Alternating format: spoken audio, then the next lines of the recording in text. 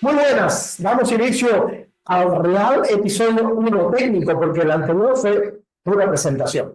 Y vamos a mencionar un tema tremendamente importante. Yo estoy muy a gusto con el invitado de hoy en día y espero que ustedes también, no hay duda alguna.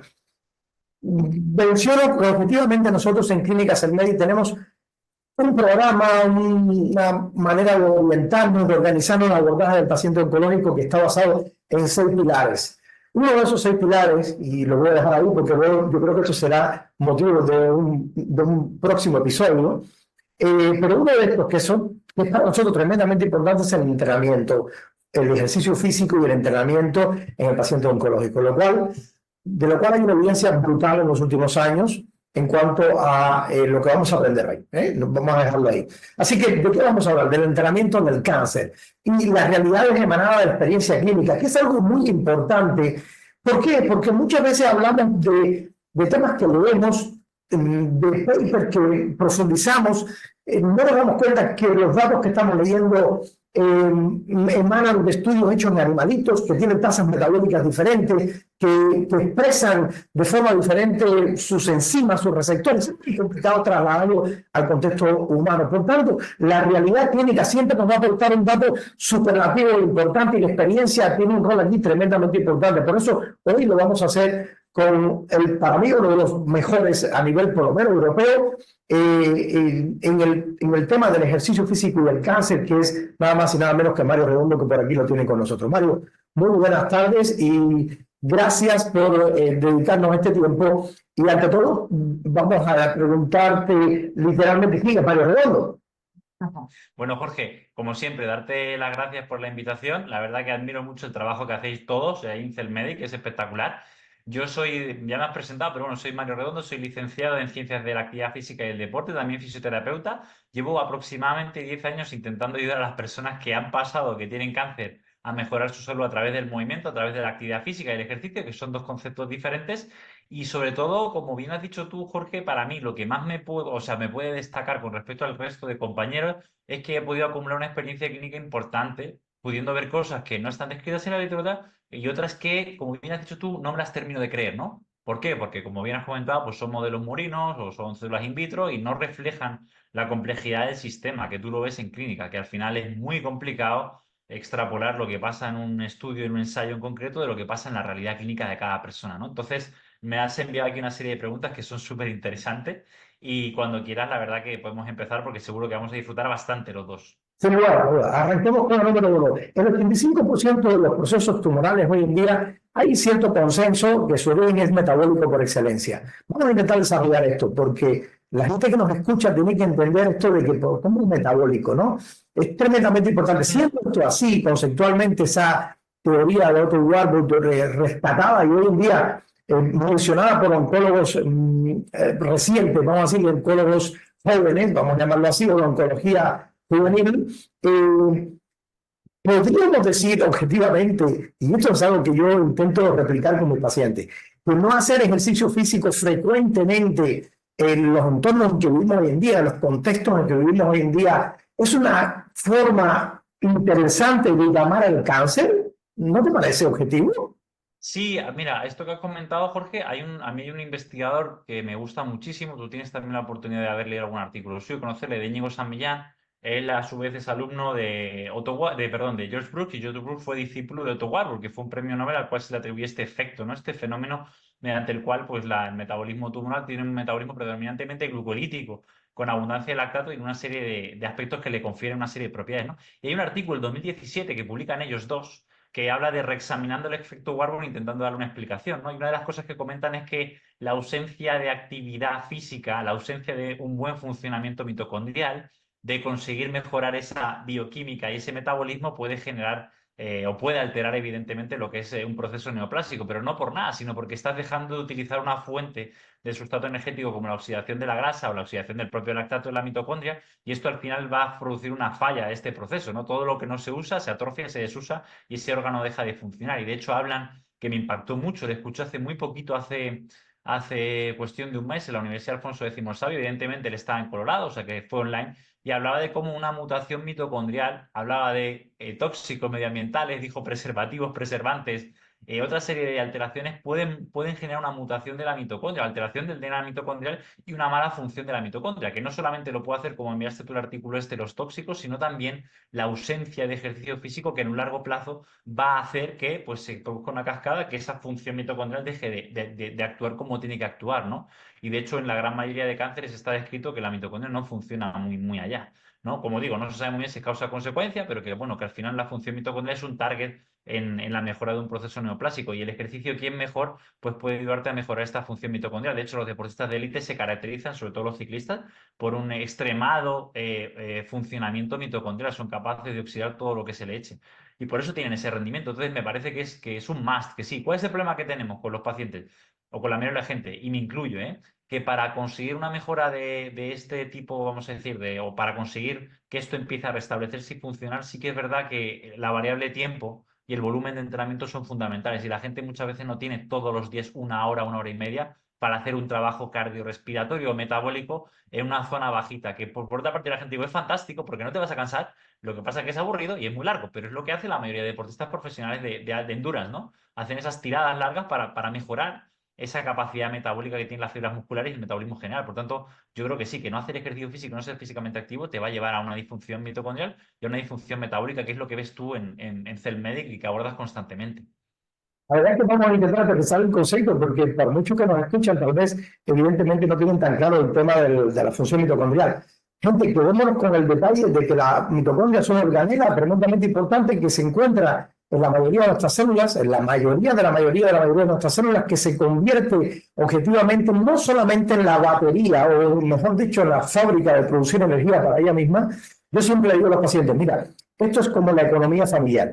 Entonces, la economía familiar, si es buena, tú vas a tener recursos para reparar los problemas que ocurren en el día a día. Si te rompe la ventana, pues puedes llamar al seguro para que te la arregle porque has pagado el seguro. Por eso necesitas economía. Pero las células necesitan de esa moneda de cambio energético llamada ATP, que se produce eminentemente a nivel mitocondrial y que es la que lo va a permitir arriesgar o incluso resolver los problemas que vamos engendrando por el propio uso, y literalmente por otros elementos que pueden actuar como elementos disruptores en el uso de la propia célula. Entonces, si nosotros queremos arreglar un problema en casa, necesitamos recursos económicos. Si nosotros queremos arreglar un problema a nivel celular, necesitamos recursos energéticos, ¿vale? Y así me entienden muy bien. Ahora, vamos a ver un poco más allá.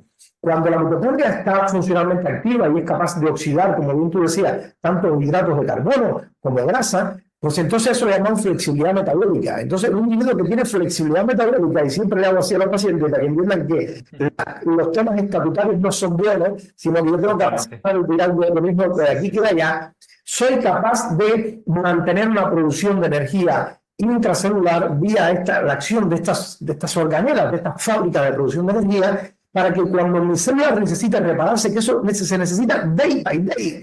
Cada noche necesitamos reparar lo que se daña del día. Entonces, no es un tema, evidentemente, que ocurra una vez al mes, no, constantemente. Entonces, tengamos disposición de esa energía para que este proceso ocurra. Si no, estamos literalmente vendidos. Y esto es un tema que debemos entender objetivamente hablando. Recordar que una mitocondria funcional, que a través de la glucolisis aeróbica, a través de coger una molécula de glucosa y una de oxígeno, es capaz de producir 32 moléculas libres de energía, de ATP. Cuando tiene dificultad porque no le llega esa molécula de oxígeno como debía llegar, vas a producir 18 veces menos. Entonces yo le digo a mi paciente, es muy sencillo. Mira, si ganas pues 3.200 euros y de repente llegas a la actividad laboral al otro día y el jefe te dice, mira, es que 3.200 euros no te voy a poder pagar más, voy a poder pagarte solo 200. ¿Dónde te lleva las manos? A la cabeza, como mínimo. A la cabeza. ¿Y cómo lo que tengo que pagar con 3.000, con 2.000, con 200 cuando antes ganaba 3.200? Eso pasa en el entorno celular. Y esto es muy importante, porque esto, ¿qué pasa cuando eso pasa? Que el individuo se empieza a buscar la vida, pues las células empiezan a buscar la vida. Y una de las formas de buscarse la vida es buscarse un mecanismo, un trabajo diferente, una forma de obtener energía diferente. Y esa forma de obtener energía ya nos complica, nos pone en un camino pro-oncológico. Yo creo que así la gente lo entiende un poquito mejor. Sí, no, totalmente. Si al final, Jorge, con ese ejemplo lo pone Javi también con la energía. Y es lo que has dicho tú, o sea, la glucólisis, en este caso, glucólisis, ¿no? Citosólica, por llamarlo de alguna manera, genera 2 ATP, de la otra manera, en ciclo de Krebs, pues 32, pues evidentemente, ¿cómo no vas a padecer fatiga? ¿Cómo no vas a padecer una mala función? Y luego algo muy importante, que tú lo explicas muy bien en el máster de SESAP, que la mitocondria no solo cumple una función de energía, sino que si la mitocondria no funciona, va a desregularse otro tipo de funciones, como la siguiente pregunta que me haces, que es el tema de enzimas antioxidantes o la apoptosis y tal. Entonces, que es muy importante que la gente entienda y el ejercicio, para que quede claro, va a ayudar a que se creen nuevas fábricas de energía, mitocondrias, y a que además no solamente se creen, sino que funcionen mejor, que es clave, ¿no? No solamente es tener una gran cantidad de mitocondrias, sino que las crestas, la densidad que es donde se produce,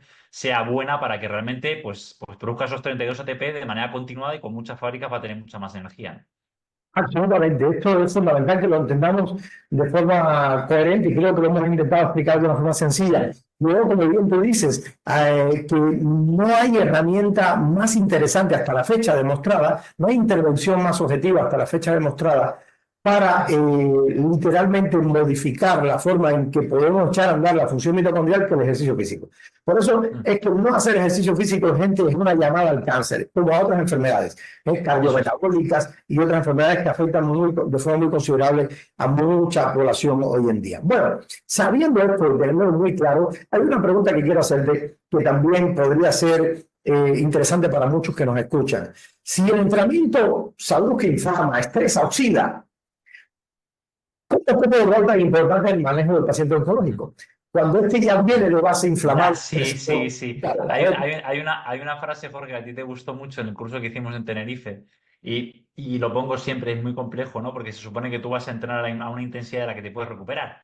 ¿Cuál es el problema? Que se supone que una de las adaptaciones que produce el ejercicio físico en largo plazo es intentar supercompensar ese daño que produce el ejercicio físico, ¿no? La respuesta aguda, ¿no? Entonces se supone que aumentas una serie de enzimas que te evitan la oxidación, se supone de alguna manera que se produce esta compensación. ¿Qué ocurre? Que tú lo has podido ver tanto en deportistas profesionales con una alta carga de entrenamiento como en pacientes oncológicos que reciben quimioterapia que produce oxidación y produce una serie de terapias, radioterapia o inmunoterapia, pues al final el problema que hay es que el ejercicio sí que va a ayudar de alguna manera a supercompensar e intentar producir mecanismos que adapten esa agresión que produce el ejercicio, pero no es suficiente para compensar las agresiones que produce la propia quimioterapia, radioterapia y otras. Entonces, la gente tiene que entender que el ejercicio es un estímulo y es un agresor, pero que el cuerpo se supone que tiene la capacidad de supercompensar para que ese daño sea menor, para que la gente lo entienda. Por ejemplo, las famosas agujetas, ¿no? El dolor muscular de aparición tardía es un daño a nivel muscular, a nivel también a nivel neuropático, incluso a nivel de la fibra nerviosa, y se supone que a medida que tú vas entrenando te vas haciendo más resistente al daño y tu cuerpo va sabiendo supercompensar eso, ¿no? Si tú vas entrenando de manera adecuada.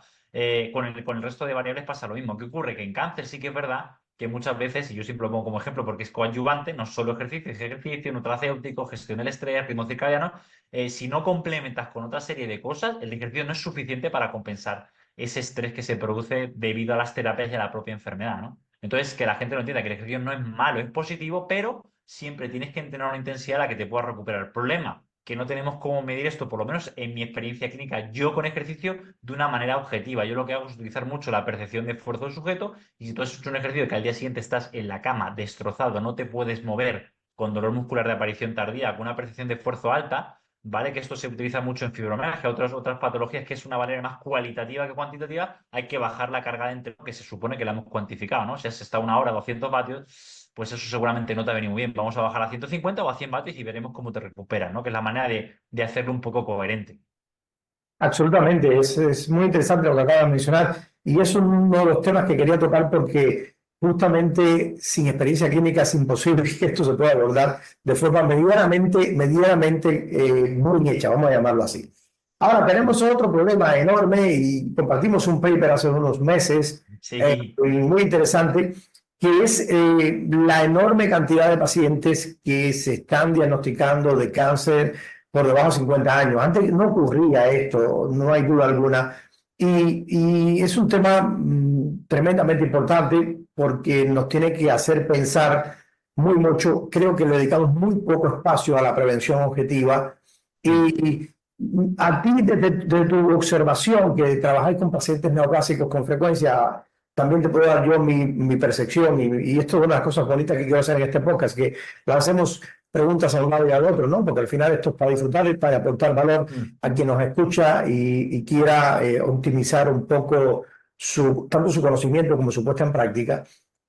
¿A qué tú crees que se puede atribuir esta creciente tasa de procesos oncológicos en pacientes por debajo de 50 años? Mira, Jorge, tú me enviaste este artículo que me encanta, lo pongo siempre en los cursos en la parte de fisiopatología del cáncer y cifras, y es un artículo del 2020, septiembre 22, que habla de si es acaso el cáncer en menores de 50 años, ¿no? De aparición temprana, una nueva epidemia, ¿no? Global, una verdadera pandemia. En el fondo, sí. Yo me lo preguntaba y mi experiencia es que el target de paciente que vemos suelen ser mujeres, suele ser un cáncer de mama monodependiente y suelen tener una media de 46 años. Es loquísimo, o sea, es gente súper joven. De hecho, ahora mismo, hoy mi compañero Unai entrenó a una chica de 28 con un cáncer de mama hormonodependiente. Tengo chicas con 34, tengo otra mujer que me ha llamado para el lunes con 42, que además es profesional de la salud, es dentista y tiene un linfoma. Entonces, en el artículo tú lo comentas muy bien, viene una gráfica muy bonita que habla de varios factores que pueden estar provocando, ¿no? Que habla de los cambios del exposoma, del ambiente, ¿no? Multigeneracionales y habla de muchas cosas que a mí me llaman la atención. Ya no solamente es la inactividad física, el incremento de la obesidad, el tabaco, el alcohol, sino que ya hablan, entran un poco más en profundidad y me alegra ver un artículo así en Nature que hablan de la cronodirrupción, de los ritmos circadianos, hablan del uso y abuso de edulcorantes, uso y abuso de antibióticos. Meterían también ahí, que me llama mucho la atención, los anticonceptivos orales, también lo ponen ya ahí. La forma que la mujer da luz y da el pecho mucho más tarde, tiene menos hijos, que es un factor protector dar el pecho para la mama. Y al final también la producción del agua, del aire, son muchos factores y hablaríamos incluso, que lo has comentado tú en el curso con Nicolás Olea, que la epigenética transgeneracional, muchas mujeres que no han hecho nada, las pobres, pero que están predestinadas a tener un proceso oncológico hormonodependiente. Entonces, la cantidad de personas jóvenes que está apareciendo es abismal. O sea, de hecho, ya te digo, todo lo que tenemos son gente joven. Es verdad que nuestro marketing va por las redes sociales, es donde lo consume la gente. Y ahora está viendo una cosa, estas últimas 3 semanas, que me llama mucha atención. Mucha gente que nosotros hemos ayudado con ejercicio durante el proceso oncológico, que muchos de ellos, gracias a Dios, siguen haciendo ejercicio, sea con nosotros o fuera, nos están llamando para referirnos a otro familiar o otro amigo de edades parecidas. Me ha pasado esta semana. 2 personas con 30 y pocos años que me dicen, oye, una amiga tiene cáncer, te va a llamar. Es heavy y yo creo, sinceramente, Jorge, que el sistema no está preparado para abordar este tipo de situaciones, porque aparecen muchas novedades. Quiero decir, una mujer de 30 años se plantea el tema de la fertilidad, se plantea el tema de hijos, se plantea el tema de vida sexual, se plantea la calidad de vida, cosa que quizá con 84 años o con 72, pues quizá te da igual. Entonces surgen, por decirlo, nuevas necesidades. Y otro problema, esta persona que está enfermando de un cáncer va a estar predispuesta a tener muchos efectos adversos que la pueden jugar una mala pasada a nivel cardiorrespiratorio, a nivel neurodegenerativo o a nivel fracturas osteoporóticas o lo que sea. Por lo tanto, el abordaje, ¿no? En 360 es fundamental, es fundamental. O sea, va a haber una verdadera pandemia ya no de cáncer, sino de efectos secundarios derivados del proceso oncológico. Absolutamente. Y a mí había algo que me preocupa mucho con respecto a esto, que lo hablaba en la mañana con una compañera, y es que se ha empezado a normalizar por los individuos que hoy, pues entre los 30 y tantos y 40 años, hay muchos factores del estilo de vida que están normalizados, muy bien vistos para ellos y son literalmente un desastre. Por ejemplo, los Totalmente. factores disruptivos. Cuando yo paso consulta a un paciente de la península ibérica, nos pasaba mucho antes cuando pasábamos consulta presencial en Madrid. Recuerdo que me reía muchísimo cuando le preguntaba al paciente a qué hora usted habitualmente se acuesta. Y muchos de ellos me decían, mira, doctor, yo tempranito.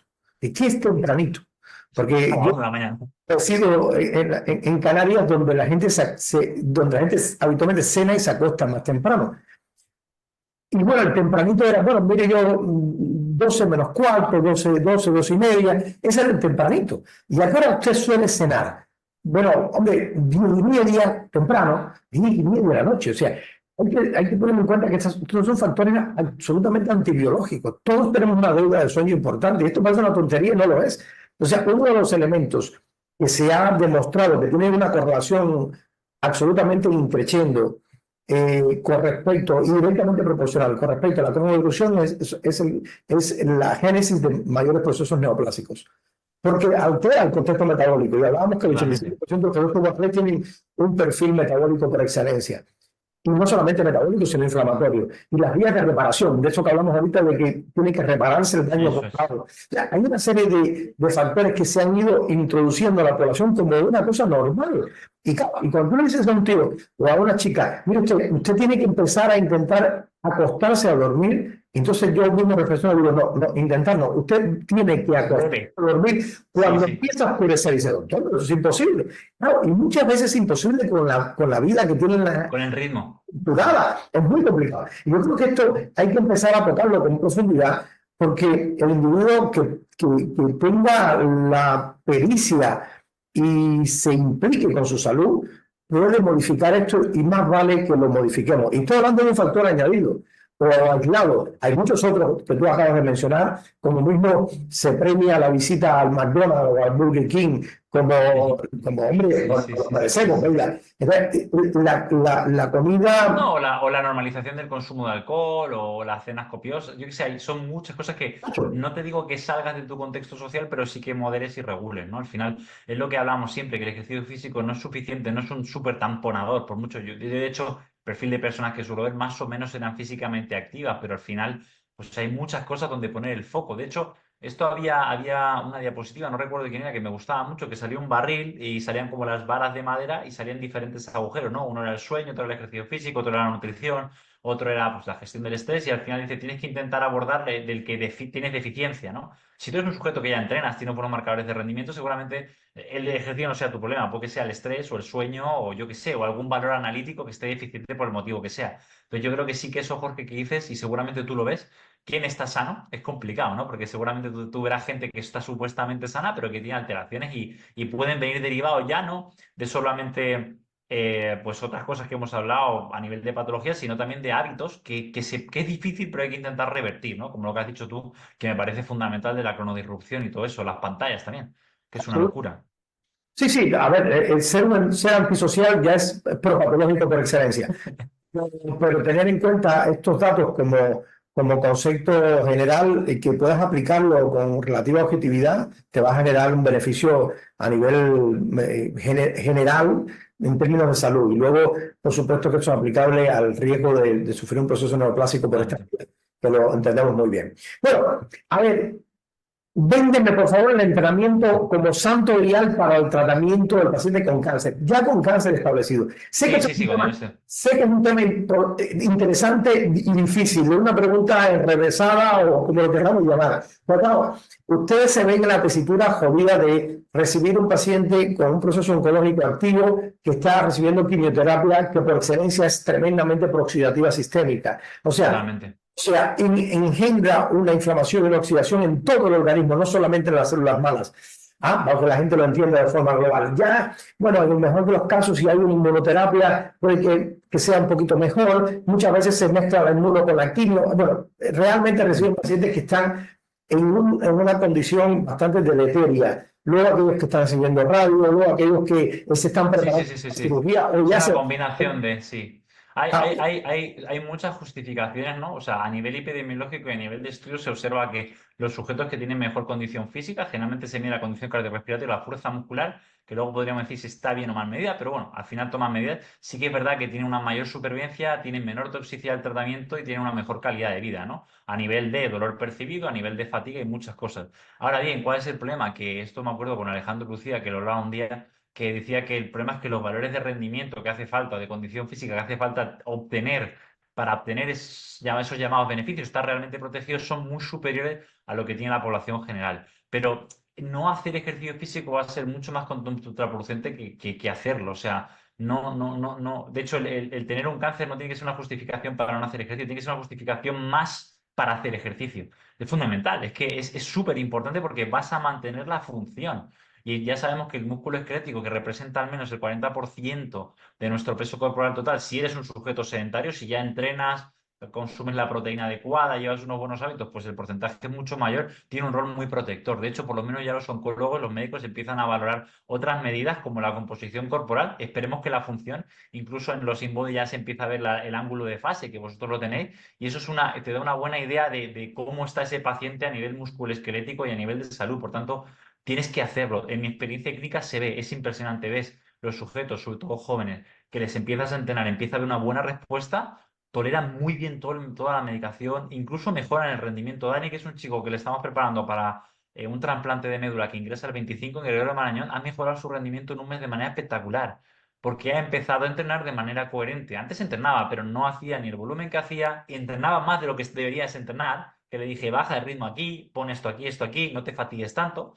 Y luego otro chico, por ejemplo, Rubén, igual, tumor cerebral, 2 craneotomías. En 6 meses, cuando le valoré, me quedé alucinado, un nivel de rendimiento altísimo a todos los niveles, todas las capacidades físicas. Y le pregunto, ¿tienes algún tipo de efecto adverso? Y dice, no, la verdad que yo no noto nada, no tiene náuseas, no tiene vómitos, la analítica a nivel del sistema inmune no tiene neutropenia. La verdad que el chico es impresionante como está. Entonces, yo en mi experiencia sí que he observado que los que mejor condición física tienen se correlaciona con una mejor predisposición a superar la enfermedad, a tolerar la enfermedad, recuperarse de las cirugías. Con Sonia igual, entrenó durante todo el proceso de quimio. Me decía, parece que me dan kriptonita porque estoy cada vez más fuerte y me encuentro mejor. Y no solamente eso, sino que también cuando tuvo la cirugía, a las 2 semanas ya era capaz de mastectomía bilateral, elevar los brazos e incluso coger algo de peso, ¿no? ¿Por qué? Porque tenía una buena condición física, entrenó antes del proceso, entrenó durante el proceso y entrenó después de la cirugía. Por tanto, no puedes plantearte no hacer ejercicio, ¿no? Hay que fomentar e intentar que el paciente lo haga y evidentemente si puede ser con una valoración previa para ver cómo está el sujeto y para no sobredosificar o sobrepasarte con el ejercicio que puede ocurrir cuando el paciente está frágil,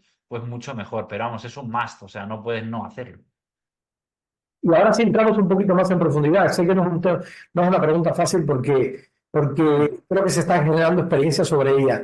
¿Qué valor le otorgas a una valoración profesional previa del entrenamiento en el paciente con cáncer establecido y qué parámetros no deberían faltar? Y tú dices, esto no puede faltar. Si yo quiero diseñar un programa objetivo de entrenamiento para un individuo en estas condiciones, esto no puede faltar. Esa súper buena pregunta. Pues mira, en esto, Jorge, Ulises también lo está haciendo, que tenéis las herramientas, el Dynamo de Val Performance. Yo de hecho lo compré porque me pareció una herramienta objetiva para medir. De hecho, se acaba de validar hace muy poquito con plataformas Gold Standard, o sea que ya funcionan. Y yo estoy acumulando datos, ¿no? Y es muy curioso porque para mí, o sea, hay que valorar dos condiciones: la capacidad neuromuscular, que es la fuerza, vamos a decir, y la capacidad, vamos a llamarlo metabólica o fitness metabólico. Es que no me gusta hablar de cardiovascular porque es todo un sistema, ¿no? Corazón, pulmón, pero también está la mitocondria. Entonces, yo sí que para mí es muy importante valorar la fuerza neuromuscular, sobre todo el salto vertical, un CMJ me parece fundamental, que es la capacidad que tiene tu musculatura de aplicar fuerza a alta velocidad, te da una evaluación rápida de cómo está el sistema. Y luego, por otra parte, que es muy interesante, es más complejo, vosotros lo tenéis, hacer una buena prueba de esfuerzo, ¿no? Un buen perfil del paciente, que a veces cuando la persona tiene un consumo de oxígeno tan bajo o está tan mal, no pasa nada, se acota la prueba y se lleva de un calentamiento muy pequeñito al extremo máximo, donde la persona detenga la prueba de manera, bueno, voluntaria, con una serie de variables que se pueden medir para saber que es objetivamente máxima la prueba, y ya con ese valor, que la condición cardiorrespiratoria la puedes hacer con un analizador de gases como tenéis vosotros, con un cicloergómetro, perfecto, con el estándar validado, con un médico, como en este caso cardiólogo allí, que sería lo idóneo, pero un simple test de los 6 minutos, un test del STEP de Harvard, del cajón o algo que te permita medir. De hecho, nosotros en el centro del test de los 3 minutos de la Wattbike lo hemos usado con muchos pacientes y una correlación casi igual entre la prueba de esfuerzo y el valor que sacan en esa prueba de media, te puede servir para planificar el programa de ejercicio. ¿Por qué? Porque lo que yo no quiero es pasarme. O sea, eso yo tengo clarísimo. Yo prefiero quedarme corto a pasarme, porque cuando te pasas, al final el paciente lo paga. Ya no solamente porque tiene más fatiga 50 euros, sino porque le coge asco al ejercicio. Y no quiero eso. Quiero que tenga, No que tiene que tenga ver. beneficio, que se adhiera. O sea, una de las ventajas que tiene el entrenamiento neuromuscular de fuerza es que no es de alta fatiga, todo lo contrario. Yo no busco fatigarte, busco mejoras de fuerza y mejoras neuromusculares. Esas mejoras se consiguen en relativamente poco tiempo y con poca fatiga, por eso la gente se adhiere. ¿Me entiendes? Entonces, en cambio, la parte metabólica es más compleja. Los famosos HIIT, que yo no sé quién los hará porque ni yo lo puedo hacer, son de alta fatiga y muchas veces no eres capaz de tolerar esa carga. Y al final, en largo plazo, ves que el sujeto se cansa muchísimo y tampoco mejora, por lo que hemos dicho, porque los procesos están deteriorados.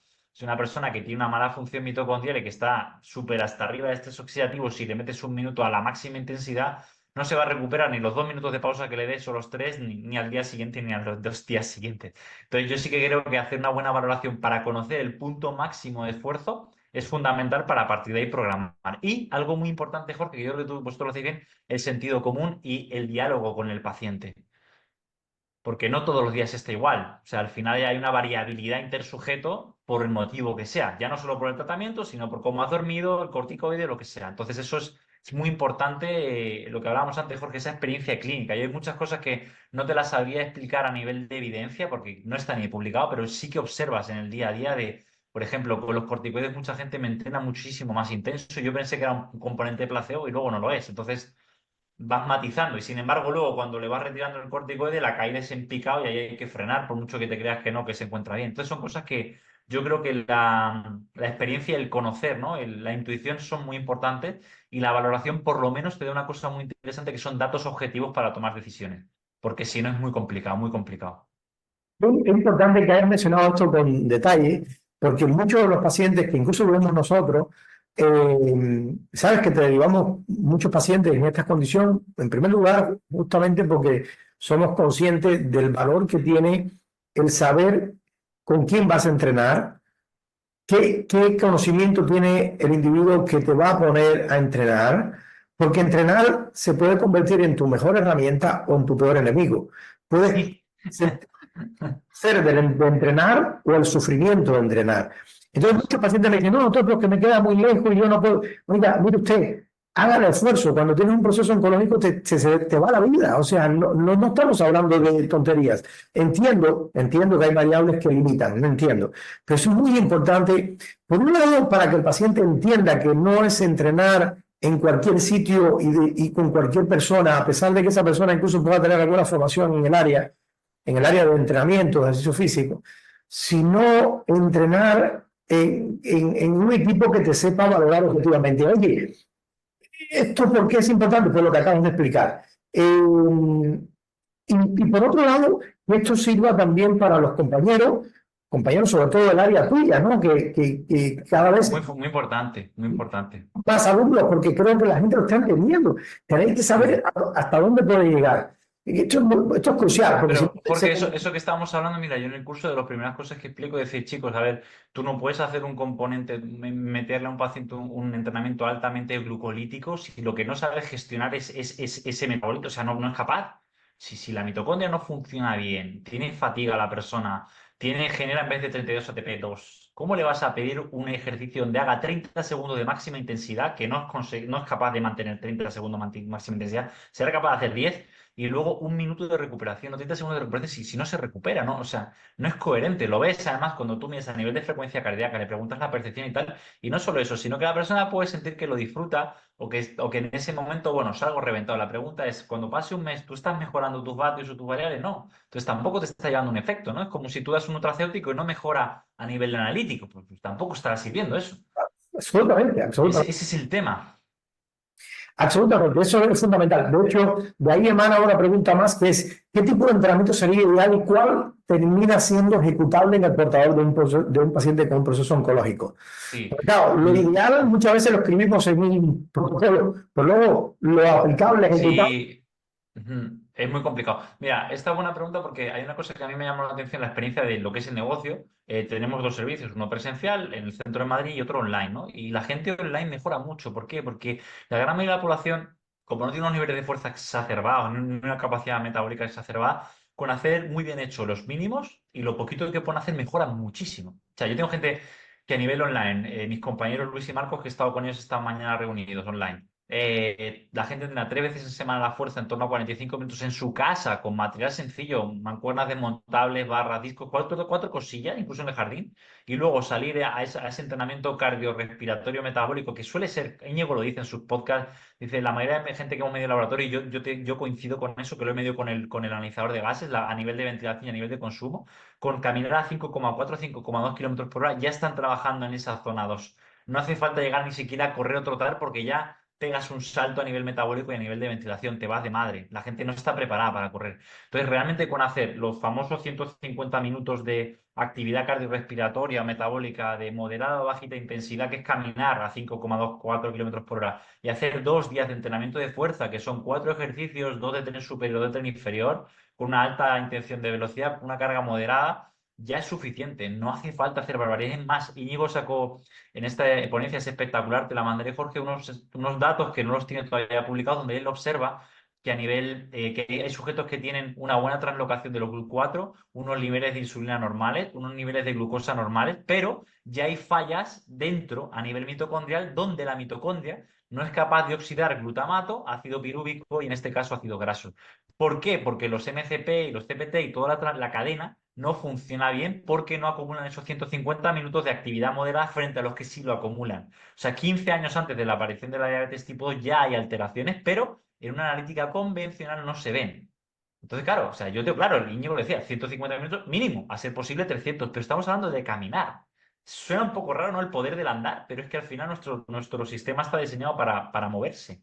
Y no Claro, moverse a una altísima intensidad. O sea, está diseñado para movilizarte grandes distancias y hacer ciertas cosas a una intensidad bajita o moderada. Entonces, es muy importante, creerme que no. La mayoría de beneficios no del ejercicio vienen del simple hecho de ser físicamente activo y tú lo verás con mucha gente mayor de campo, que es espectacular el nivel de salud que tienen, porque simplemente pasan gran parte del día desarrollando actividades cotidianas, sin gran intensidad. esos 150 minutos son Son 150 como sí, son 150 minutos semanales de actividad física de ¿no? moderada intensidad. Lo voy a pensar Sí, la gente. semanales, son como 21 con algo al día. Si hace 7 días, 30 se hace 5 días, no es mucho. Pasa que es muy difícil a veces acumular esos 30 minutos por lo que dices tú, por las jornadas laborales que tienes, por el estrés, por ciudades grandes te desplazas en coche porque si no no llegas a los sitios. Y al final creo que es importante lo que has dicho tú, ¿no? Intentar modificar estilos de vida y acciones para que tu día a día y tu estilo de vida sea más sencillo. En un proceso neoplásico, en teoría, debería ser más fácil porque mucha gente está de edad, mucha gente tiene todo el tiempo para consultas médicas, quimioterapia y demás, entonces tienen tiempo teóricamente para entrenar. Otra cosa es que tengan salud y que tengan ganas. Eso es otra cosa. Claro, y otra cosa es que entiendan, que yo creo que esto es una de las cosas importantes Sí, que aportan estos podcasts, y es uno de los objetivos, la verdad es que nos hace disfrutar de hablar de estos temas entre nosotros, es poder aportar valor. O sea, ya tú decides qué hacer, pero por lo menos sabes lo que tú acabas de decir vale oro, porque objetivamente hablando esto ha sido medido con sujetos experimentales que luego se traduce en la homologación de lo que pasa con el individuo de a pie. Y yo me sonreía cuando tú decías esto de Íñigo, porque Carlos Saavedra hace 25 30 años hablaba de que esto. lleva diciendo. Ahora hablaba de estos temas con ese desparpajo del fisiólogo de profundidad del ejercicio, ¿no? Y todavía y asevera sobre ello. Y la verdad es que es muy grato poder oír esto, que es una realidad objetiva y que si la gente lo entiende, lo puede poner en práctica y ponerlo en el día a día, gente. Hay que meterlo en el día a día, no queda otra. En términos, Eso es. ya en términos de manejo, es una necesidad imperiosa que hay que cumplir con ellos. De antemano, aquí pasa una cosa importante que tiene que ver con esto que le estabas comentando, porque nosotros los clínicos utilizamos un antibiótico cuando un paciente tiene una neumonía. Lleva una dosis adecuada. Si tú pones el 10% de la dosis que lleva, el paciente lo que va a hacer es una resistencia bacteriana y nunca va a resolver el problema de la neumonía. Si te pasa, va a tener efectos secundarios múltiples. No vamos a hablar de farmacogenómica porque liaríamos mucho la cosa aquí, ¿no? Pero bueno, indistintamente, además de un tiempo de uso, si este antibiótico es por 7 días, pues mira, 7 días para la media relacional, ¿cierto? Este puede ser 10, no menos de 7. Entonces, ¿cuál es la dosis adecuada para el ejercicio en un paciente portador de un proceso neoplásico? ¿Y por qué tiempo? Porque muchos nos dicen en la clínica, doctor, ¿por qué tiempo tengo que estar haciendo ejercicio? Fíjate tú lo difícil que puede ser para el concepto del individuo. Sí. No, a ver, el tiempo tiene que ser toda la vida y sí que es verdad que este es un tema bastante complicado porque nosotros publicamos una carta al editor bueno, la doctora Isabel Prieto, lamentablemente fallecida de un linfoma, vosotros la conociste, que estuvo en CESAP, bueno, en este caso Sí, en SEM, dando una charla. Y justamente era esa el título era Physical Activity o Physical Recommendation might not be enough, ¿no? Como las recomendaciones generales no son suficientes. ¿Por qué? Porque la amalgama de pacientes o personas con cáncer es tan heterogénea que nada tiene que ver un bombero de 34 años con un cáncer, un linfoma, que ese mismo linfoma en una mujer de 87, ¿no? Entonces, ese es el primer problema. Sí que es verdad que las recomendaciones generales, que es lo que comentaba antes Jorge, que recomiendan la American Cancer Society y otros tipos de organismos, ¿no? Hablan de esos famosos 150 minutos de moderada intensidad y luego, por otra parte, hablan de al menos 2, a ser posible 3 días de trabajo de fuerza, ¿no? Que te dan unas recomendaciones de al menos 8 ejercicios, 3 series por ejercicio, 6 a 12 repeticiones por serie, y te dan una recomendación. Lo que pasa es que esas recomendaciones son demasiado generales, como digo, para un perfil de población muy heterogéneo. Yo sí que coincido un poco con esos 150 hay que intentar establecerlos, estructurarlos, si puedes hacer más, Si haces menos, habría que ver cómo estructurarlo porque te puede dar beneficio. Y luego hay un problema que es algo que es muy complicado, que es moderada o alta intensidad. Hay una mujer, Bárbara Heinsberg, que yo la pude escuchar en el INEF de Madrid, que estableció el concepto de METs, que son equivalentes metabólicos. Sus METs son 3,5 mililitros kilogramos minuto. El problema, y vosotros lo vais a ver, es que cuando tú haces una prueba de esfuerzo incremental hay mucha gente que no llega a tener más de 6 METs. Por tanto, solo andar es alta intensidad. Ahí viene para mí uno de los problemas, ¿no? Entonces yo muchas veces, claro, yo muchas veces le digo a la gente, mira, vamos, independientemente de lo que te cuenten de los MET y las velocidades, quédate con que vas a caminar a una intensidad que puedas charlar, hablar, pero que no puedas cantar, ¿no? Que es como el controlar la ventilación. Eso para mí sería una pauta. Y luego la parte de la fuerza, lo ideal sería con un profesional, pero es lo que te he dicho antes, siempre, siempre, siempre el tren inferior tiene máxima importancia porque se atrofia mucho más, hay mayores fibras rápidas tipo 2 que son las que más se deterioran con el desuso y con la falta de estímulo neuromuscular,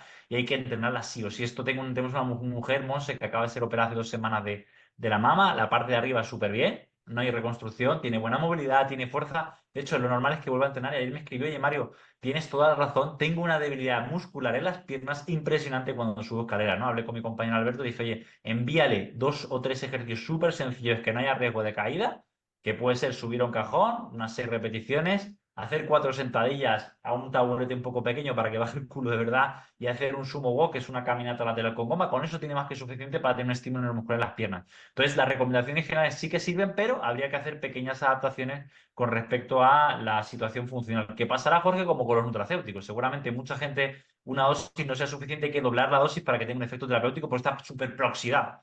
Entonces, esto es lo mismo, ¿no? Esto es lo mismo. Y ahí viene, para mí, ahí viene la dificultad del ejercicio, que individualizarlo es la variabilidad que hay de respuestas es muy grande. Hay un artículo de Non y colaboradores del 2023, si mal no recuerdo, que me lo pasó Javi, que me encanta, que habla de conociendo y ampliando y viendo la respuesta individual al ejercicio cuando empezamos a meter lo que vosotros hacéis, ¿no? Metabolómica, proteómica, genómica, y empiezas a ver que tienes razas diferentes, etnias diferentes, gente con metformina, gente sin metformina, que la respuesta al mismo ejercicio es diferente.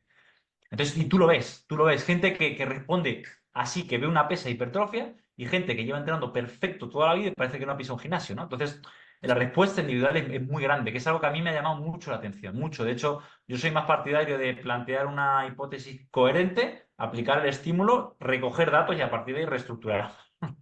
Pues no, no es mala idea, literalmente una forma de ser más objetivo. Y como bien tú dices, si hay variabilidad entre un mismo sujeto, entre un día y otro, Sí, puedes imaginar cuando se adhiere a ese sujeto una patología, cuando se adhiere a ese sujeto la alteración de la variabilidad de la frecuencia cardíaca, porque su sistema nervioso autónomo está disparatado, porque tiene y eso es. una entidad que se lo puede llevar. Esto es un tema muy importante, de hecho está entre los 6 pilares que nosotros tenemos muy en cuenta a los pacientes oncológicos. Bueno, un poquito más allá. ¿Has visto alguna diferencia objetiva en aquel sujeto que recibe tratamiento convencional, las secas, quimio, radio y demás, y entrena, versus aquel individuo que de una manera objetiva, sinérgica, plausible biológicamente y bien dirigido, tiene soporte paralelo? Jorge, sí, es espectacular. O sea, yo te lo dije en su momento, hay gente que tenemos, compartimos bastante gente, y hay gente que hace todo lo que recomendéis vosotros de cámara hiperbárica, vitaminación endovenosa, todo, y la respuesta al ejercicio y al tratamiento es espectacular. Es impresionante. O sea, yo te lo tengo que decir. De hecho, yo tuve una paciente tuya, no recuerdo quién era, que además no era de cáncer, le habían quitado hormonas, estaba con terapia de hormona sustitutiva bioidéntica, estaba con todo, había perdido hueso, pero cuando empezaste tú el tratamiento, a saber, con el magnesio, vitamina D, o sea, a restablecer el metabolismo, antes de que yo empezara a meter estímulos de alta carga, ya recuperó la densitometría. Y no es porque el ejercicio no fuera importante, es porque hace falta un sustrato y una base para que esa persona mejore. ¿Entiendes? Entonces, eso yo lo he visto. O sea, yo tengo gente con un proceso de deterioro brutal, con lo que dices tú, una disautonomía, con una inflamación brutal, y que si no le das la base y lo nutres, por lo menos, a nivel venoso y a nivel de otras herramientas, es que no va a salir adelante. Y el proceso es muy agresivo. O sea, la quimioterapia, como dijo una paciente, dice, no es gratis. O sea, tiene un precio, ¿no? Entonces, sí que hay una diferencia bestial. Y uno de los chicos que tuve fue un chico joven, 49 o 48 años, de un linfoma que un nivel de rendimiento impresionante, el tío hacía triatlón y la mujer estaba en vuestro curso, estuvo en el máster y aplicó un montón de conocimiento, ¿no? Desde microterapia, bueno, todo lo que ellos supieron hacer, ¿no? Lo hicieron. Y la mejora con este chico fue impresionante. De hecho, me quedé alucinado porque durante el proceso mejoró, lo tengo registrado, o sea, todo mejoró. Y de hecho, él lo decía, es que me siento muy, muy, muy bien, a pesar de la pedazo de quimio y tratamiento que me han dado por el linfoma. O sea, que yo sí te tengo que decir, creo que es sinérgico y es fundamental. Y es más, el ejercicio sin lo otro queda cojo. O sea, queda cojo, para mi gusto queda cojo, no es suficiente. O sea, la quimio, tú lo sabes, Jorge, es tremenda. O sea, hay gente que tiene una respuesta malísima a los fármacos con platino, que son súper tóxicos para el sistema nervioso y tal. Y si no se hacen cosas para mejorar pues, la función hepática, para mejorar la microbiota, es que la persona no funciona. Es fácil. Y hay gente que le pega muy duro, ¿eh? Gente que le pega muy duro, gente que yo lo veo y que de repente del inicio del proceso al segundo o tercer ciclo, justo que lo hemos hablado muchas veces, que esta es otra persona. Sí es que no puede saltar. Olvídate de los saltos, vamos a otra cosa. O sea, Claro. que es necesario ese soporte. Además, lo que acaba de mencionar, de alguna manera, para que nos puedan entender, aquellos que nos escuchan y no están versados en el ámbito sanitario, es que se da por hecho de que muchas variables del contexto bioquímico que ocurre en el paciente oncológico que está siendo sometido a un tratamiento, por ejemplo, de quimioterapia, son las que tienen que ocurrir. Y realmente son variables que desordenan el medio interno, son variables que desordenan el comportamiento celular promedio de las células no neoplásicas, que les dificulta muchísimo la velocidad de recuperación fisiológica que debía acontecer, y cualquier ayuda objetiva, coherente, racional, medida, estudiada que tú hagas en ese entorno va a optimizar la velocidad con que ese individuo se recupera del impacto negativo de recibir, por ejemplo, una sesión de quimioterapia X que es eminentemente tóxica. De la A a la Z puede ser muy tóxica, muy, muy tóxica, o tóxica, pero poco tóxica es muy difícil que sea, y además es bioacumulativa. Por tanto, la primera sesión la puedes tolerar bien, la segunda, la tercera, y ya después se hace la cosa bastante más cuesta arriba. Y por Eso supuesto es. que no es una observación bioquímica, biológica, molecular, de un contexto que se conoce perfectamente. Y podrán decir, oye, ¿por qué no se hace esto desde el punto de vista oncológico convencional? Bueno, porque las variables que se utilizan para mediar sobre estos ámbitos, si se pudiesen ocupar, dificultarían la obtención de datos objetivos de elementos quimioterápicos. Es muy Eso complicado. es, Un labor- eso es exactamente. un laboratorio te dice, bueno, tú vas a entrar en este estudio que vamos a hacer y nosotros vamos a aportar el quimioterápico X. Quiere saber, porque tiene que demostrarlo, ¿cierto?, frente a la comisión que corresponda, que este quimioterápico ha logrado esto, esto y aquello. Si este quimioterápico ha sido usado con variables paralelas que han optimizado incluso la eficiencia del propio quimioterápico, como lo demostró este artículo de la revista Hindú que yo te envié en su momento, Sí, que a partir del tercer ciclo de quimioterapia,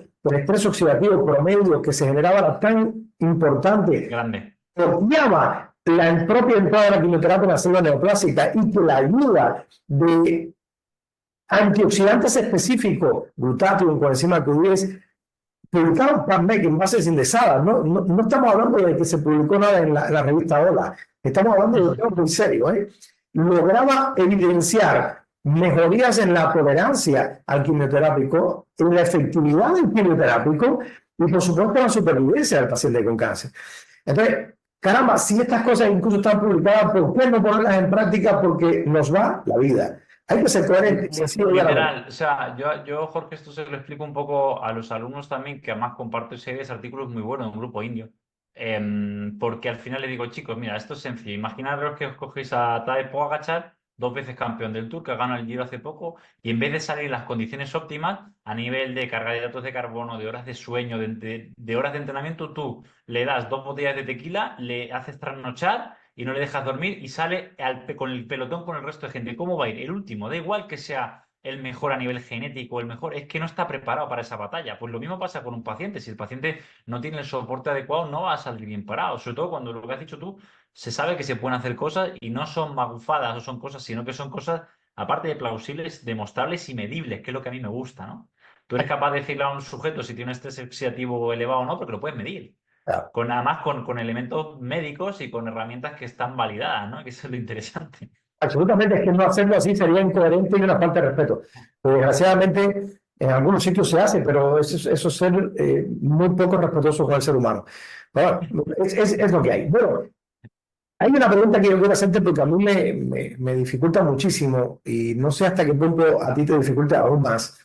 Es qué poder hacer con un paciente que ya está en franca caquexia, que es un paciente que ha perdido muchísima masa muscular, está hipercatabólico, el proceso oncológico activo en crecimiento Es buenísima pregunta. entonces, Yo tampoco, Jorge, sabría qué decirte porque el proceso, o sea, la caquexia, para que la gente lo entienda, hay un artículo en Cell muy bonito que lo pongo en el curso, que es un síndrome multiorgánico, donde hay un despelote metabólico, ¿no? Se altera todo, se altera, hay inflamación del hipotálamo, hay anorexia, pérdida de apetito, el hígado funciona mal, hay pérdida de hueso, pero hay pardeamiento del tejido adiposo, por tanto el gasto calórico se eleva, la persona además tiene una disfunción muscular enorme, tiene alteraciones cardiorrespiratorias y cardiovasculares porque también se pierde masa muscular del cardiomiocito, o sea, puede tener insuficiencia cardíaca, alteración de la coagulación, es un caos, ¿no? Hay un artículo, no sabría decirte muy bien qué es lo que hacer, sí que hay estudios que avalan, hay uno de Rotterdam de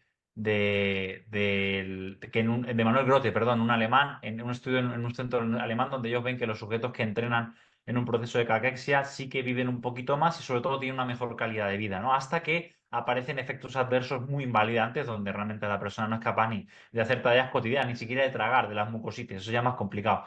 Pero sí que, y hay otro artículo que me pasó Walter Suárez, muy bonito, hablando del dogma de la MPK, que habla de cómo hay una parte en concreto que me encantó, que habla de cómo hay las mejores terapias para estimular la vía MPK son la restricción calórica y el ayuno, y en este caso el ejercicio, y hablan de que quizá el ayuno es complejo de instaurar porque son personas que tienen la necesidad de ingerir alimento, ¿no? Además ya tienen anorexia. Y hablan de medicación, hablan de metformina, hablan de la ICAR, hablan de varias cosas interesantes. Yo sí que el ejercicio es positivo, pero si ya es difícil en un paciente donde dices hay que entrenar la intensidad que te puedas recuperar, imagínate en un sujeto con caquexia. ¿Qué he hecho yo con los dos que he tenido? Solo dos. Además, uno con insuficiencia cardíaca debido a un fármaco de un ensayo clínico. Pausas muy amplias, estamos hablando de 5 o 7 minutos de recuperación entre series, ejercicios muy concretos que le vayan a beneficiar en su actividad cotidiana. De hecho, la caquexia refractaria, la esperanza de vida son menos de 3 meses, o sea que imagínate. Es casi más, Jorge, que el entrenamiento esté encaminado como a un adulto mayor frágil a sustentar las actividades cotidianas. Que se siente que se levante de una silla, que pueda hacer sus necesidades por su cuenta, que pueda deglutir y tragar. Sé que suena una locura, pero estamos hablando de personas que pierden 40 o 30 kilos, que tienen hipoalbuminemia, que tienen una inflamación brutal y que el proceso parece ser que no es reversible, según lo que te dice la ciencia, porque ya hay modificaciones muy, muy heavy. Entonces, yo lo que he hecho es hacer entrenamientos muy cortos, poco pero a menudo, 20 minutos. De hecho, no les pido que vengan al centro. Tareas que reflejen la cotidianidad de, sobre todo, sentarte, levantarte, tumbarte, levantarte, voltear, hacer tareas cotidianas, subir una pequeña maleta y que intentar que mantengan la mayor función posible hasta que lamentablemente ingresen a hospital y sea el proceso ya último, ¿no? De la fase última. Pero plantearte ya hacer un entrenamiento con un fin, llámalo, no sé, no curativo, pero paliar la situación es muy complicado. Tú habrás tenido seguramente gente así y es muy complicado porque no funciona el sistema, o sea, no tiene capacidad de respuesta.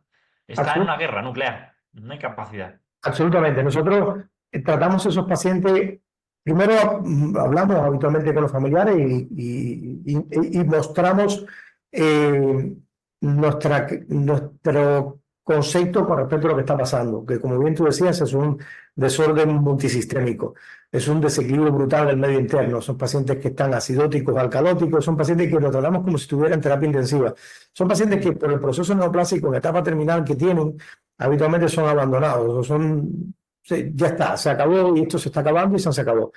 Eh, no te puedo decir que evidentemente hayamos mejorado ostensiblemente el tiempo que va a vivir el paciente. Sería una... Sí, sí, no, totalmente, pero sí la calidad de vida al final, que es muy Sí, importante. exactamente, pero sí la calidad de vida. Entonces, tenemos experiencia en la cual siempre esto lo hablamos con los familiares y le comentamos. Aquí esto es irreversible a esta altura. Creo que lo importante aquí es equilibrar un poco el medio interno que tiene el paciente, aportarle una nutrición parenteral, equilibrar un poco la acidosis que habitualmente le acompaña, y eso traerá consigo que si le queda 4 días, 5, una semana o 10 días, puede tener muchísima mejor relación con sus familiares, Eso es. viendo muchas veces que tienen hijos pequeños y tal, y duele mucho, ¿cierto? Y no estar esos días agonizando literalmente hasta sus últimas horas. Entonces, de alguna manera, es ser óptimo, ser No, coherente. Y Sí, algo además que eso que has dicho, Jorge, a mí sí que me ha llamado mucho la atención porque yo he tenido la oportunidad de ver de estas dos personas que el proceso fue largo. O sea, a ver, vale, dices, son 3, 4 meses, pero es que 3, 4 meses son muchas semanas, muchos días. Entonces, no es lo mismo no tener dolor, tener una buena nutrición, la atención de la persona cambia, te mira a la cara, te escucha, está focus, que gente que directamente está ida, ¿no? Cambia mucho la película, mucho, mucho, mucho. absolutamente, absolutamente, absolutamente. Bueno, una vez dicho esto y haber tocado todas estas otras preguntas previas, creo que algunas de estas ya me las has respondido, de las que quedarían pendientes con el mencionar algunos detalles que hemos profundizado un poquito más. Me gustaría objetivamente saber hasta qué punto es necesario para ti, desde tu concepto, que el entrenador especializado en el entorno del ejercicio físico del paciente con cáncer tenga conocimiento sobre la patología en general y el tratamiento que está recibiendo. ¿Te parece lo más objetivo o no haría falta? Sí, no, me parece fundamental. De hecho, yo creo que es lo que diferencia a alguien que sabe lo que hace de que alguien que hace ejercicio, porque te cambia la percepción. O sea, tú cuando entiendes, sobre todo la fisiopatología y lo que produce la farmacología, empiezas a entender por qué el paciente responde como responde. Empiezas a entender por qué se produce ese deterioro muscular tan grande y en ciertos grupos musculares, esa pérdida de mal llamada potencia que es fuerza aplicada, en este caso en poco tiempo, de ciertos grupos musculares. Empiezas a entender por qué el componente cardiorrespiratorio o el fitness metabólico es lo que peor tiene. O sea, empiezas a entender cosas y empiezas a manejarlo con más seguridad sobre ti mismo.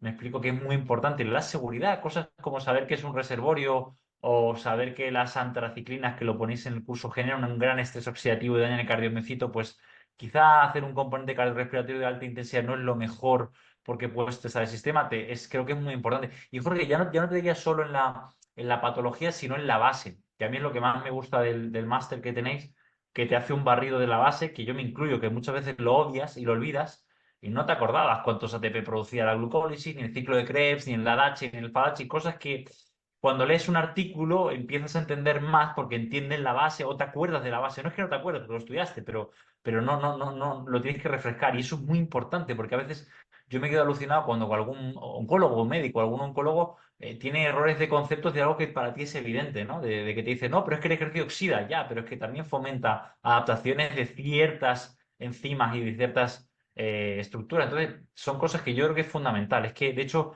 es que es clave, es clave. Y el hecho de tener también experiencia clínica te permite ir aprendiendo con cada caso clínico de cada paciente nuevo que te llega, ¿no? Aparece una nueva inmunoterapia, pues tú tienes la posibilidad de leer qué es esto, entenderlo, preguntar y empezar a experimentar y empezar a ver. Y empiezas a ver cosas que antes no entendías. Por ejemplo, ahora que Javi Butragueño, tú lo conoces, está trabajando con el tema del tricipatide, bueno, de los agonistas de GLP-1, es increíble lo mucho que se están dando y lo mucho que se van a dar. Pero si entiendes la fisiología, entiendes por qué funcionan. Claro. ¿Entiendes? Y entiendes también, no solamente por qué funcionan, qué efectos secundarios pueden producir. Entonces, yo creo que al profesional del ejercicio le hace falta una base muy sólida no te digo de medicina, pero de una base de ciertas temáticas y materias que creo que son fundamentales para abordar con más seguridad al paciente. Y tienes que desenvolverte y conocer pues, lo que es la metformina, ¿no? O cosas de estas, que es importante, ¿no? Es muy importante. Y además al paciente le da seguridad porque dice, bueno, esta persona entiende lo que me pasa, me pregunta antes de verme, ¿tienes Portacat? Y dice, ah, vale, sabe lo que es un reservorio y sabe que esto, ¿no? Claro. Yo que son cosas que yo doy por hecho, pero que luego lamentablemente la mayoría de compañeros quizá no han desarrollado ese área y creo que es muy importante. Al igual que tú nunca irías a rehabilitarte una rodilla o un hombro en un sitio donde no conozcas la anatomía del hombro, la rodilla o el tipo de operación, pues ¿por qué vas a ir tú en un proceso oncológico o con un proceso de salud a alguien que no tenga un conocimiento mínimo o básico sobre ciertas cosas del proceso? Creo que es fundamental. Fundamental. Y a mí me gusta mucho que tú como médico también tengas curiosidad por el ejercicio. Y me acuerdo que una vez me preguntaste por la restricción de flujo, el BRF, y lo entendías perfectamente. Lo entendías perfectamente, ¿no? No, de hecho, es más, tú mismo sacaste las conclusiones y tú mismo te diste cuenta del impacto que puede tener positivo en ciertos perfiles de población por la fisiología. Si no había que explicar nada, si era evidente. Entonces, eso yo creo que ahí nos falta avanzar mucho y de hecho los cursos que tenemos, la idea es que el alumno pues, se forme más en esa área. También es muy importante que no solamente lo leas, sino tengas la oportunidad de verlo en clínica, porque si no te lo olvidas, que es lo que os pasará a vosotros cuando veis a la gente que es más de la medicina, la parte pues más clínica de lo que hacéis vosotros, pero si al final si no estás midiendo pacientes, viendo pacientes y aplicando esa metodología, pues se te olvida. Hay que recuperar las ciencias básicas en la práctica clínica. sobre todo lo De importante. hecho, Jorge, perdona que te corte esto, en la curso que, bueno, en la charla que dio Íñigo, él me alucinó porque lo dijo, dice, desde que, de hecho en su paper está escrito en el abstract, si mal no recuerdo, dice, desde que Watson y Crick descubrieron el ADN, el genoma en el año 53, toda la medicina se ha volcado a la genética. Sin embargo, la genética no ha dado explicaciones ni respuestas, por ejemplo, al cáncer. Y el mismo Watson, en el 2006, dice, si tuviera que volver a empezar mi carrera, estudiaría el metabolismo y la bioquímica básica para poder ayudar a la medicina. Es brutal.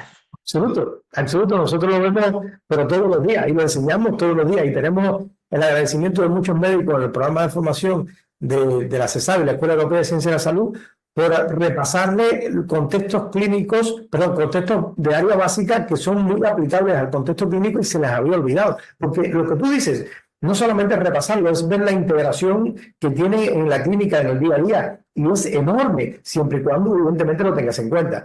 Porque si el establishment te obliga a tener 7 minutos por paciente, es imposible que esto lo tengas en cuenta. Imposible, es imposible. De hecho, yo valoro mucho, por ejemplo, gente que tenemos que está con la doctora González o Ramírez, me acuerdo con Marina, me decía, joder, qué historia de clínica más amplia. O sea, me preguntaba un montón de cosas que yo nunca había pensado y se correlacionaban con no solo la clínica, sino con la analítica, con las pruebas que me ha hecho, ¿no? Y digo, claro, es que para eso hay un bagaje y hay un conocimiento y es fundamental, o sea, no puedes no saberlo, tienes que preguntar al sujeto lo que dices tú, Jorge, ¿cómo duermes? ¿Eres feliz? ¿Te gusta tu trabajo? Yo, son cosas que no se van a plantear en una consulta de 7 minutos, no hay tiempo, y creo que son muy importantes para poder ayudar a la persona, o sea, no es tan... No es tan sencillo como pasa y ocurre, ve, ¿no? Y eso lleva un tiempo también integrarlo y que la persona poder dar respuesta. O sea, me parece fundamental. ¿Qué ha cambiado del Mario que se formó desde la base al que hoy en día lleva 10 años entrenando pacientes con cáncer? Mm. ¿Qué te ha enseñado los pacientes con cáncer? Mira, me ha enseñado dos cosas. La primera, que la vida es corta, es efímera y en cualquier momento puede, pum, truncarse, porque tiene la oportunidad de conocer gente joven que lamentablemente alguna ha fallecido porque el diagnóstico la enfermedad es muy fuerte, lamentablemente, y te cambia un poco la perspectiva, sobre todo, o sea, a valorar un poco el tiempo, las cosas, y luego algo que sí que creo que es importante y nos pasa cuando quizás somos más jóvenes o te crees que, bueno, has leído 4 cosas y sabes curar todo, que las cosas son bastante más complejas de lo que parecen y hay más factores de los que parecen, ¿no? Entonces, por eso me gusta el abordaje que tenéis vosotros, porque sois conscientes de la complejidad, pero por lo menos desde la coherencia y desde el conocimiento intentas aplicar todo aquello que por ahora se sabe para mejorar la situación, ¿no? Absoluto. Y es real, es real. Yo me he encontrado, por ejemplo, con esto, que lo que te decía, que yo llevo trabajando con personas con cáncer 10 años y lo que yo percibo es que cada vez hay gente más joven. Y sin que haya una justificación real de, pero si esta persona que recibo yo tan malos hábitos no tiene, ¿y por qué enferma, no? Y hay muchos factores que quizá no se miden en la medicina, no se llama convencional en la medicina, como bien dices tú, que tú es medicina, o no se tienen en cuenta o no se le dan el valor que tienen y realmente están ahí, están presionando el botón de la enfermedad. Entonces es importante, yo creo, fíjate lo que he aprendido, que lo hablaba con mi pareja, con Chris, a cuidarse mucho más, a ser más... Mira, lo hablaba con Cintia, que tú lo conoces, que lamentablemente su tío está falleciendo de cáncer, y me dice, joder, Mario, es alucinante cómo en un mes se ha ido este hombre que estaba sano. Y le digo, a ver, estaba sano bajo los criterios de la medicina convencional, pero seguramente que si lava más fino había muchas cosas que podían estar, eh, vamos a decir, camuflando la falsa sensación de salud, ¿no? Como dice un médico, dice una cosa es estar sano y otra cosa es realmente que, una cosa es creerte que estás sano, pero otra cosa es estarlo. Tú empiezas a medir y seguramente que mucha gente tiene alteraciones. Yo mismo, o sea, tú ves una analítica y claro que hay alteraciones, desde la vitamina D, que está baja, que es importantísima, hasta que todo está muy lleno de metales o de microplásticos, tal, que en algunos sujetos van a condicionar la enfermedad y en otros por su situación genética o lo que sea, o que su sistema es más fuerte, pues no les permite enfermar. Pero lo que sí que he aprendido es eso, es que el tiempo es efímero y que realmente hay que cuidarse.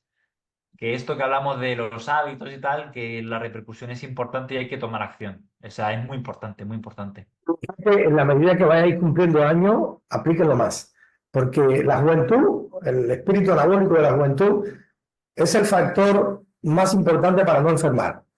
En la medida que vais envejeciendo, empieza a tener capacidad de expresión el factor más importante para enfermar, que es el propio envejecimiento.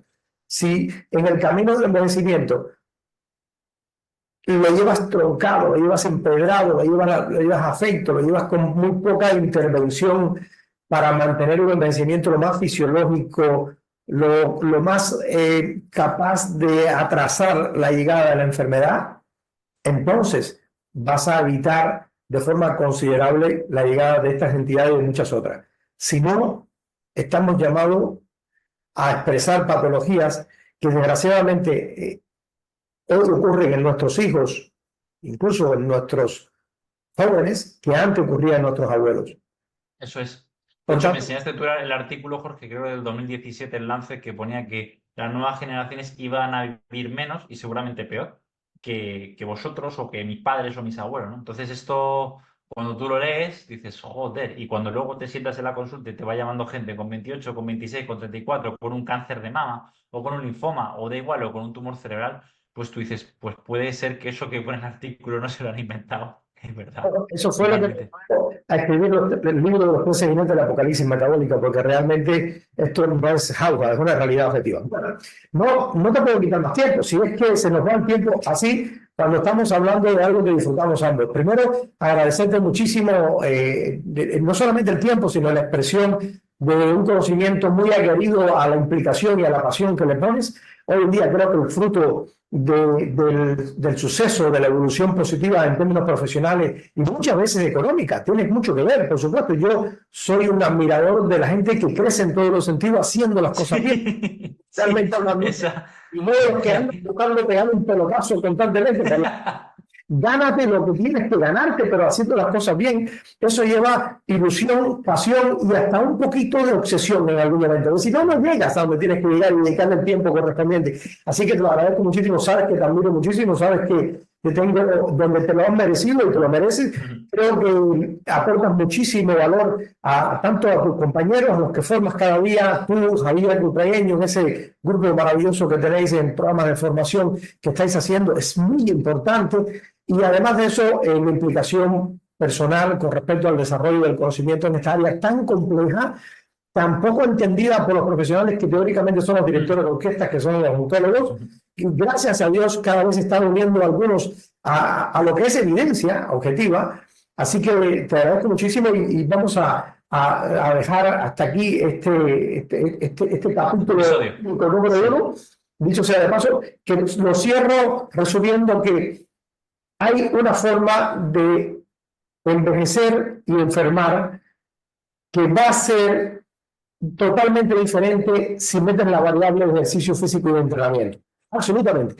Hoy hay experiencias muy interesantes en pacientes fumadores que entrenan, en pacientes diabéticos que entrenan, en pacientes con diferentes patologías que entrenan, que tienen una supervivencia y una calidad de vida y una vitalidad totalmente diferente. Y no quiero que fumes y no quiero que te conviertas en diabético. Sencillamente, te das cuenta el valor que tiene el ejercicio físico de entrenamiento. Así que vamos a mantenernos en forma o mejorando los máximos de seguir potenciando nuestra actividad mitocondrial. Muchísimas gracias, un abrazo grande y seguimos en contacto. Muchas gracias, Jorge. Un abrazo. Un abrazo.